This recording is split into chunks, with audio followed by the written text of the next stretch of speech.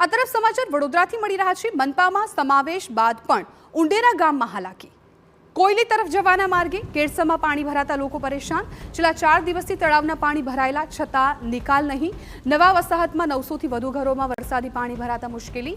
તરાપા થઈને લોકો અવરજવર માટે મજબૂર બન્યા છે। આપ જુઓ કે કેવી રીતે વાહન હંકારીને જઈ રહ્યા છે લોકો, એમને પણ હાલાકી પડી રહી છે અને તંત્રની ઢીલી નીતિ સામે રહીશોમાં રોષ જોવા મળી રહ્યો છે। લોકોના ઘરમાં પાણી ભરાઈ જતા તેમની ઘરવકરીને પણ મોટા પ્રમાણમાં નુકસાન પહોંચ્યું છે, જેને લઈને પરિવારો અત્યારે મુશ્કેલીમાં મુકાઈ ગયા છે। રસ્તા પર પાણી ભરાયેલા હોવાથી લોકોને લાંબુ અંતર કાપીને અવરજવર કરવા માટે મજબૂર બનવું પડ્યું છે। પૂરનો ખતરો તો વડોદરા માટે ટળ્યો, પરંતુ અન્ય જે ઉપરવાસમાંથી પાણી આવે છે જેના કારણે તળાવો ઓવરફ્લો થયા। તળાવો ઓવરફ્લો થવાના કારણે આસપાસના વિસ્તારોમાં પાણી ફરી વળ્યા। હાલ ઉંડેરા ગામમાં હાજર છે કે જેની પરિસ્થિતિ આપ જોઈ શકો છો। હજુ પણ 24 કલાક બાદ પણ ઉંડેરા ગામમાં પાણી એટલા જ ભરાયેલા છે, જેના કારણે લોકોને મુશ્કેલીનો સામનો કરવો પડી રહ્યો છે।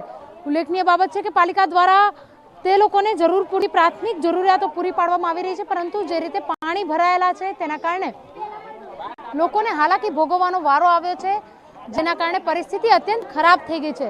કેટલાક નાગરિકો છે કે જો પાણીમાંથી પસાર થઈ અને પોતાનું ભોજન મળે તેના માટે આવી રહ્યા છે। બેન, કેટલા સમયથી આ પ્રકારની પરિસ્થિતિ છે? 2-3 दिन हुआ है। कितना तकलीफ कितना हो रहा है? ये देखो ने तकलीफ है ने पानी। બિલકુલ તકલીફો પડી રહી છે, પરંતુ જે રીતની પરિસ્થિતિ છે એ પરિસ્થિતિ આપ ચોક્કસથી જોઈ શકો છો કે લોકોએ પોતાના ઘરેથી અહીંયા પાલિકા જ્યાં સુધી આપવા માટે પહોંચી રહી છે ત્યાં આગળ આવવા માટે પાણીમાંથી પસાર થઈને આવવું પડી રહ્યું છે। હજુ પણ એક મહિલા છે, તેમની સાથે વાત કરીશું। બેન, કેટલા ટાઈમથી આ પ્રકારની પરિસ્થિતિ છે? 2-3 દિવસથી છે। શું મુશ્કેલી પડે છે? આવવા જવાની તકલીફ પડે છે। પાલિકા સહાય આપવા માટે પહોંચી જાય છે? આ ખાવાનું આવે છે અમારે। બિલકુલ।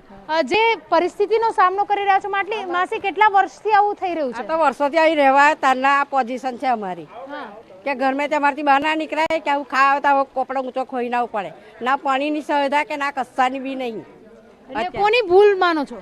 હે, ભૂલ સરકારની જ ને, આપણી તો નહીં જ ને। હે, આપણે તો લાઈન મેકી દીધા આગળ, પણ એમને જોવા આવવું જોઈએ ને। હે, કે કેવી રીતે પોઝિશન માં રહે છે છોકરો લઈને। બરાબર। હે, એ તો બરાબર જ છે। ડર લાગે છે અહીંયા પાણીમાં રહેતા? તો ખરી ને, લાઇટો બી નહીં ને કશું ને, અરજી નાખે એટલે લાઇટો નહીં આવતા કે લાઇટો આપણે કરીએ ધમલાન્ય, એવું બી નહીં। કેટલી બી અરજી નાખ્યો અમે। બિલકુલ। તો જે રીતની પરિસ્થિતિ ઊભી થઈ છે, હજુ એક સ્થાનિક હાજર છે, તેમની સાથે વાત કરીશું। ભાઈ, જે રીતની પરિસ્થિતિ છે 24 કલાક બાદ પણ પાણી યથાવત છે, કેટલી તકલીફ પડી રહી છે? મેડમ, બહુ તકલીફ પડી છે। અહીંયા આગળ બધાને ખાવાનું 2 ટાઈમ મળે છે, બહુ છે, પાણી મળે છે, બહુ છે, અને અહીંયા આગળ પાણીનો નિકાલ થોડો આગળથી થોડો કંઈક કરાવો તો કંઈક સારું છે। દર વર્ષે આ રીતની પરિસ્થિતિ છતાં કોઈ નિરાકરણ નહીં? કશું જ નહીં મેડમ। હા, બિલકુલ। તો જે રીતની પરિસ્થિતિ ઊભી થઈ છે આપ ચોક્કસથી જોઈ શકો છો। જે પાણી કાઢવામાં આવી રહ્યું છે, લોકોના ઘરમાં પાણી ભરાયેલા છે, પાઇપો મૂકીને ઘરમાંથી પાણી ઉલેચવાની જરૂરિયાત પડી રહી છે। ત્યારે આ સમગ્ર બાબતને લઈને તંત્ર દ્વારા જે રીતની કામગીરી કરવામાં આવી રહી છે તેને લઈને પાલિકાના જે કામો છે તેના પર ચોક્કસથી સવાલ ઊભા થઈ રહ્યા છે અને તંત્ર દ્વારા યોગ્ય કામગીરી કરવામાં આવે તેવી પણ સ્થાનિકો દ્વારા માંગણી કરવામાં આવી રહી છે। કેમેરા પર્સન રોહિત ગોયલ સાથે અંજલિ ઓઝા, TV9 વડોદરા।